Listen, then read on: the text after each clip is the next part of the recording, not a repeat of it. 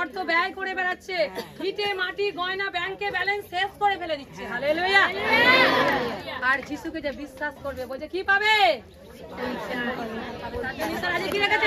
আজকে যতজন বিশ্বাস করব, যতজন প্রস্তুতি নেব, আজকে আমাদের জীবন থেকে কি চলে যাবে? কিছু দাঁড়ায় পাঁচটার দ্বারা। হালেলুয়া। মনকে বিচলিত করবো না। আজকে যে শয়তান আমাদের শরীরে বসে আছে, সেই বাধা বাসা বেঁধে আছে, সে আজ তার কি হবে? বিনাশ হবে। হালেলুয়া। পরিত্রাণ পাবে না। কিন্তু যে কেউ বিশ্বাস